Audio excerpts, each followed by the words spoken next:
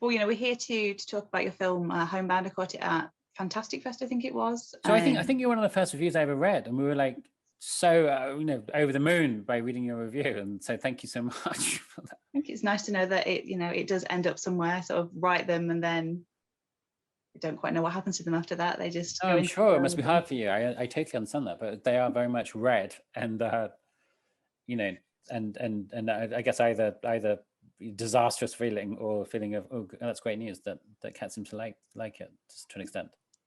But Well, were you there? Were you actually there then? No, it was a toddler, and I don't think we were allowed to travel. No, I wasn't there either. I mean, yeah. So it was remotely, like, sort of like late night watching.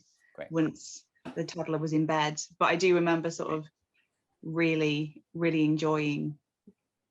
Really enjoying, the story that you guys were telling. This is your first feature. I know you've made a lot of shorts before. What was it about this story that made you decide it was time to go into the feature market? Ooh, well, I feel like that's been a long time coming, in a sense. I mean, that's always been something that I was hoping and aspiring to do. So I think it was this. So there's a particular scheme that we applied for called Microwave, which is run by Film London and the BFA and BBC Films. So I applied with the script and went through many X Factor-esque hoops. I mean, literally, to finally being whittled down from hundreds to 20 and 10, and finally 2 got commissioned that particular year. And then we got the opportunity to make it, which is great news. If that answers. Yeah, I mean, I guess that sort of following up on that, then when you heard about this competition, where did the idea for this script come from? Well, I was lucky enough to go to a film school in Poland quite a while ago now, in a place called Łódź, and I had a really great teacher there, I think Pana Kandzielawska, who said you should always try and make films about things you're afraid of or things that scare you. And I think for part of me, I've always been a little bit afraid of families, in a sense, both how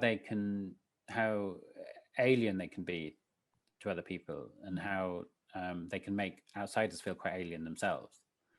So I think that for me was something that I always kind of felt like I wanted to make a film about, particularly my first film, and it felt like quite a good way into making a horror film on that kind of a concept. So in a way, I've got Pana Kandzielawska back in Łódź in Poland to thank for the kind of founding idea of the story. Nice. And I mean, 3/5 of your cast are children. What challenges did that present in terms of filming? Because there's all these rules and regulations with them. No, so true. Actually, I mean, funny enough, their kids were absolutely fine. I mean, it's a strange thing. I was saying that sometimes it's not obvious just because they're kids. They have more. Sometimes they have even more experience than anyone else on the crew. So I think Raffaella, funny enough, who was the youngest child, played the role of Anna. She'd been in Tim Burton films, and has since gone on to be another, very big role. So she was excellent. The other two also, they were great. I mean, sometimes it can be easier working with kids in a sense, because they're much used to playing anyway, and it is a form of play after all, kind of acting. So I think it wasn't actually nearly as difficult as it might have seemed like it might have been, and actually often was a lot of fun. And it's such a small group of characters. Casting would obviously have played a key part in making sure that you had this family dynamic, and then you have somebody that would also look like they would fit in within that family unit. How was that casting process? How did it all come together? It was largely thanks to an amazing casting director called Jessie Frost, who was just excellent. I mean, I think that was a challenge, but actually it came together quite naturally. I think I'd seen Aisling Loftus in a Carol Churchill play, that she was excellent, and she read the script and agreed to play the part, which was fantastic. And then Tom Goodman-Hill. I mean, the cast is tiny, so in a weird sense, it's Tom Goodman-Hill came on, which was also excellent, and such a wonderful actor, really great to work with. So in a way, it both took a while, but also not very long to cast 5 people.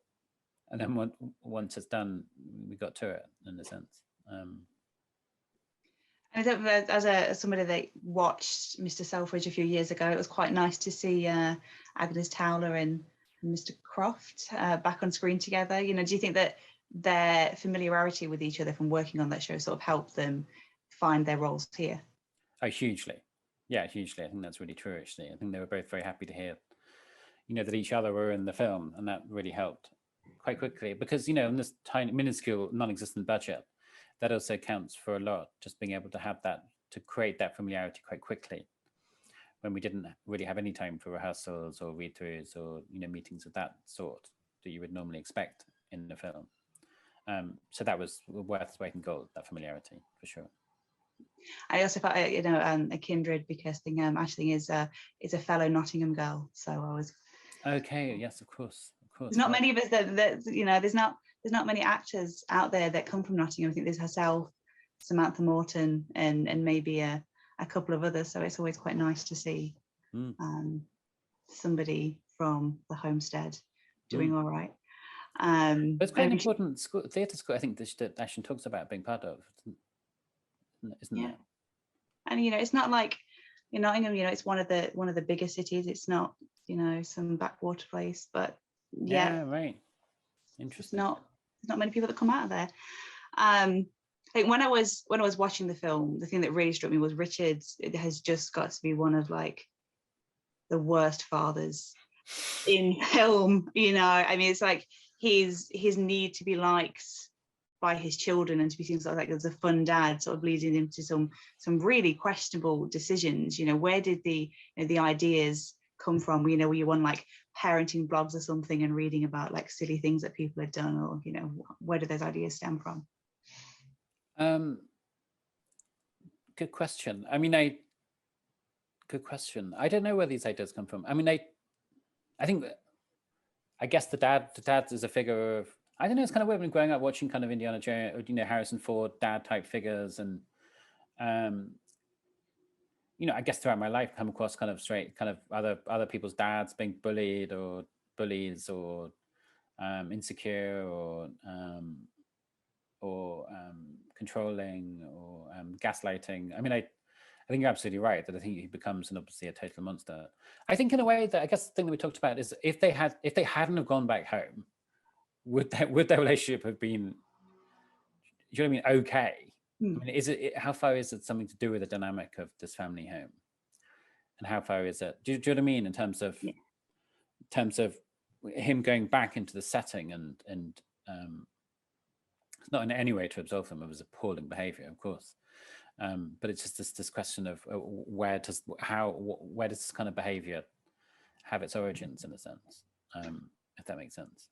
Yeah, I mean, it's like, you know, when people do go home and they are around like old family or old friends, you almost regress into a different role. I mean, I know for one, whenever I get off the phone with my mum, my husband will, you know, comment that I went, you know, full on Nottingham. Like as soon as I get on as soon as I get on the phone with my mum, apparently my H's just drop. But you know, I'm not aware of it happening. And I guess, you know, it's sort of in a way, you know, that Richard's, you know, way in the film is that he's sort of just gone home and gone back into default mode. Yeah, but that said, that it's also the strangely defensive of his own kids, and I guess this is the thing I was saying earlier about the alienation and feeling alien, and the defensiveness that comes from going into someone else's family and saying you shouldn't do that, or, you know, questioning parenting can be very complicated, and so for the role of Ash, you know, for the role of Holly in that sense, it becomes a dangerous position for her to be in, obviously within this very defensive, you know, mode, which is horrid and frightening, and I guess where a lot of domestic violence kind of springs from, and I guess trying to use what is quintessentially an idyllic English family home and showing a less idyllic, perhaps, image of that, I think is kind of some of the motivation behind the film. And as somebody that watches, you know, a lot of films, I have to say that I appreciated the concise runtime. You know, was it always your intention to sort of make it a shorter length, or did you have to sort of really cut it down to get it to that? Because for me, although it's a shorter runtime, like not a second is wasted in terms of setup and tension building. Oh, well, that's really kind. I mean, I think you just have to go with what works in a sense. I mean, I think that part of the aspiration of the film was to try and create a live experience to an extent. That somehow it's it's set over quite a short period, kind of 24 hours. And yeah, I think we just wanted to make kind of a short, sharp shock. And I think particularly with the budget, this seems like what's the most effective way to make a film which provides that short, sharp shock with the means that we had. And I think that led us to where we are, which is with this thing called Homebound, which is very excited to share and to screen at Glasgow, for instance, next week. Which should be really interesting. I was going to say, obviously, it's playing at Fright Fest. You're looking forward to seeing what the Fright Fest crowd make of it? Yeah, I am, of course. I was kind of nervous, obviously, but obviously, yeah, no, I am excited, really thrilled. Really interesting to watch it with an audience, and it'll be really interesting, I think, and just see, and particularly in the cinema, I think because I've seen it in the cinema, obviously, but with just myself, the producer and the composer, and it's quite a different experience than just watching on TV. Because I think then that live experience I was kind of talking about comes across much more immersive. I think it really adds to it. So I'm particularly excited, therefore, to see it in the cinema in that way. And I mean, Fright Fest, I know the name's Fright Fest, but it's actually a festival that sort of encompasses all factions of what they do, the dark heart of cinema. Where do you sort of see Homebound fitting on that spectrum? The dark heart of cinema. I guess probably somewhere in the heart, I would have thought. I mean, dark heart cinema. Yeah, I mean, at the dark heart cinema, I think that's hopefully Homebound feels very much at home in that. I think that's very much what it's set out to be, in a way I was talking about, I guess, in terms of what's under the surface, in terms of what's under the skin, in terms of the domestic space. So it's a bodily organ of some description. I don't know if maybe it's if not the heart, something else. So yeah, no, I think it fits there. I can see why it's part of it, and I'm very glad that it is part of it. This is it's out in the world. It's made. You've got your first feature under the belt. Are you already working on finally? One? I have a really strong idea for the next one, but I'm hoping to raise some money to be able to make it. It would be a story about a family who go off into the wilderness, and they have to look after this wild animal. And it's very much about nature and human nature and nature around us and domesticity in the wild, and the thin line between the two kind of crumbling in a sense. So yeah, I'm really excited by it, and I would, hoping we can go ahead and make it, but we're still looking to raise the finance, so to speak, to be able to make that. But I think that would be what I'd like to make next, if I may. And hopefully getting a few more eyes on Homebound will sort of open up a few more doors to that would be amazing. That would be amazing. It really would be amazing. Absolutely. Well, I will thank you for your time, and I will wish you the best of luck at Glasgow. I'll be thinking of you all as I'm chasing around after my toddler while you're all up having fun. You won't be there. No, my husband allows me to go to the August one in London, because he can handle about that amount of time with me an hour away, with quite a rowdy child. But Glasgow, that's a bit far for him. I'm not sure. I hope your toddler gets back in one. It hasn't destroyed too many people as Matilda in. Yeah. You suddenly gone quiet. I'm worried about that. Sorry, maybe I shouldn't joke about that. No, it should be fine. But yes, thank you. Thank you for your time, and Thank you. Real pleasure. Thanks so much. Really appreciate it. Thank you.